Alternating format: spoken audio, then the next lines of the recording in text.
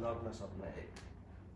नौरङ्गी सपना एकमुठी लाजसँग साटेर, नौरङ्गी सपना एकमुठी लाजसँग साटेर लोभलाग्दो जिन्दगीको आकाङ्क्षाहरू कति लुकाएर बस्छौ मनको कुनाभित्र।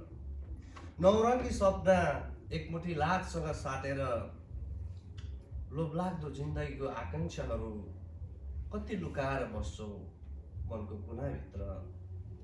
सानो छँदा कक्षा कोठामा गुरुबाले तिमीहरू ठुलो भएपछि के बन्छौ भन्दा खुसी हुँदै डाक्टर, इन्जिनियर, पाइलट बन्छु भनेको हिजो अस्ति जस्तो लाग्छ।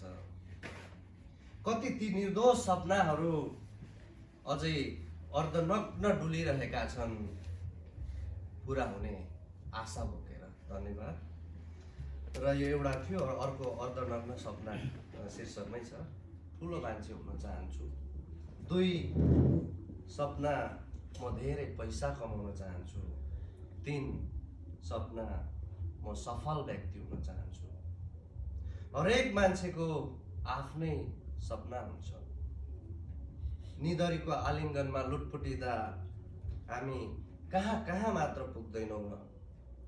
गाउँ सहर, सुन्दर बाग, खोला, झरना त्यसले अर्थ राख्ने भए रबिन्सन क्रुसो फेरि निराशाको भारी बोकेर गाउँ सम्झेर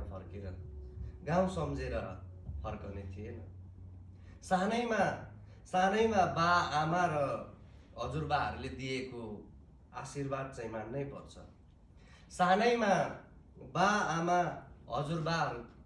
हजुरबाले दिएको आशीर्वाद चाहिँ मान्नै पर्छ। कत्रो ठुलो सपनाको भारी बोकाउँछ। तैले यो भएस्, तैले ऊ भएस् आदि। अरू कसैले देखेको सपनामा हामीले बाँचिदिनु पर्ने, अनि हामी आफैले देखेको सपना चाहिँ कहिले बाँच्ने। धन्यवाद।